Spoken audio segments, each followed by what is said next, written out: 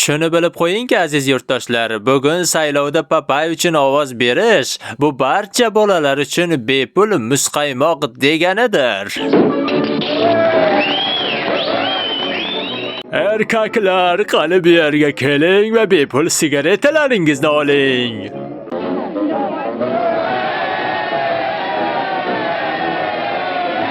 Va bizga barcha hayvonot bog'larimizda kattaroq fillar kerak bo'ladi.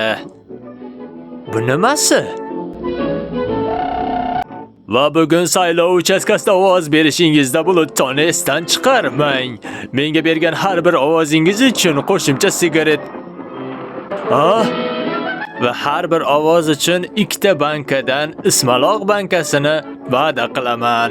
Mana mening o'tmishdagi voqealarim.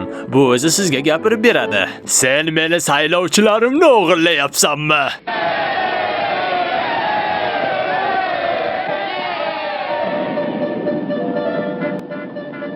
Prezidentlikka nomzodlari qo'yilgan janob Papay va janob Blutolarning ovozlari saylovda teng natija oldi. Shu munosabati bilan saylov uchastkasida ovoz berishga kela olmagan Olivia xonimning ovozlari prezidentlikka saylovda hal qiluvchi ovoz hisoblanadi. Bu ovozni men olaman.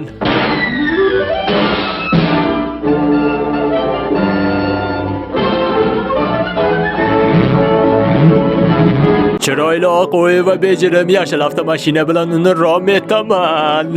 Bu beso'naqay avtomashinangiz probka keltirib chiqaryapti.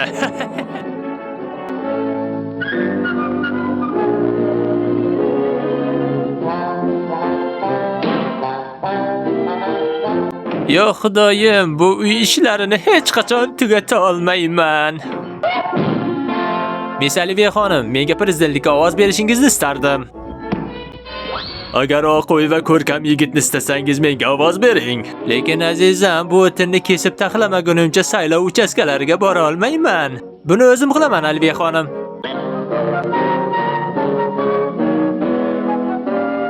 Bu ovoz meniki.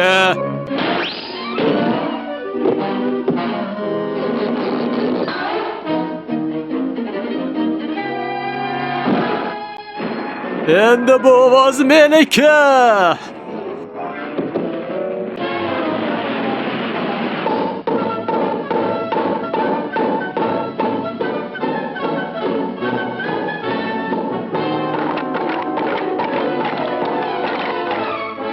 Endi menga ovoz berasizmi?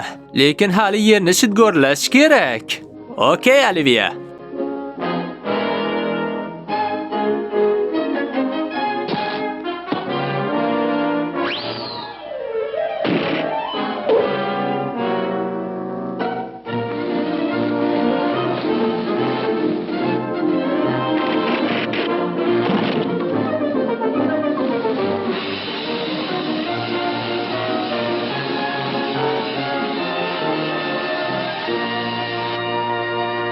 Shidgorlash ishlari tugadi. Ketdik endi saylov uchastkasiga. Voy xudoyim, pichanlarni pichanxonaga olib kirish esdan chiqibdi.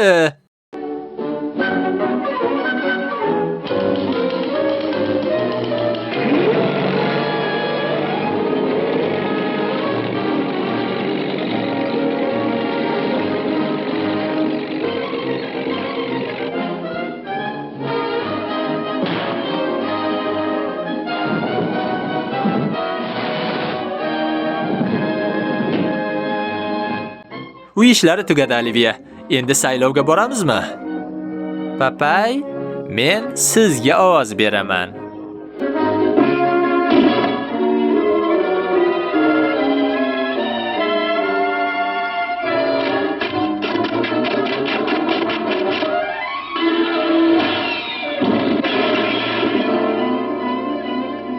Qani ketdik, menga ovoz berishingiz kerak. Yo'q, men sizga ovoz bermayman. Yo'q, adashasiz.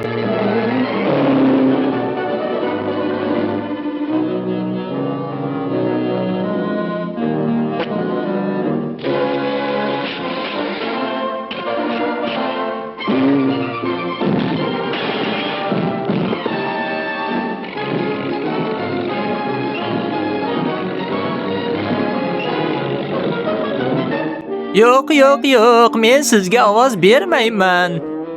Qani ko'ring. Papay? Ha.